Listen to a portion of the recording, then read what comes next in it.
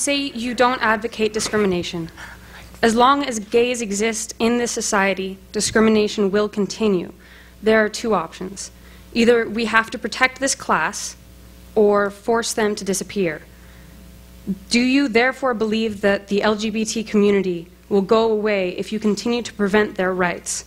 Or can you simply turn a blind eye to oppression? There may be some misunderstanding that relates to the idea that the law is the source of everything that happens. I find that sort of strange. We can believe that a better society will exist as people learn to treat each other with dignity and respect, but not as a result believe that the law has to force people to act as if they have dignity and respect. In fact, in some ways it's much better to have people develop internally a commitment to treating others in a reasonable, fair way. It would be more likely to have success with that regime than we would a society in which we say, by force of law, you're going to have to do certain things. The government is not the source of the answer to all of our problems. In fact, it's often the problem.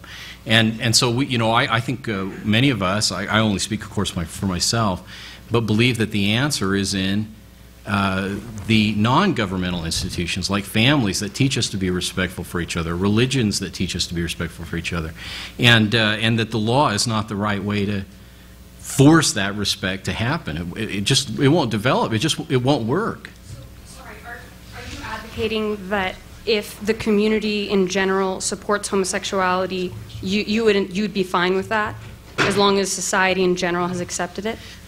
The question you asked earlier was about what laws we ought to have to is that correct? And if society, if everybody in society decides to treat each other with civilian respect, great, that's what we want to have happen.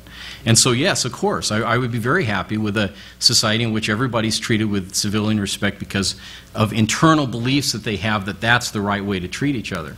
But I'm very uncomfortable with the idea that we draw the legal lines and we say, well, nothing good is going to happen unless the government comes in and makes it happen.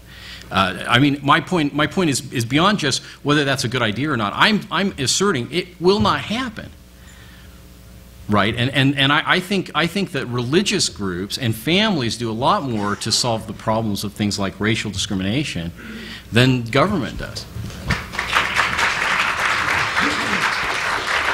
Okay.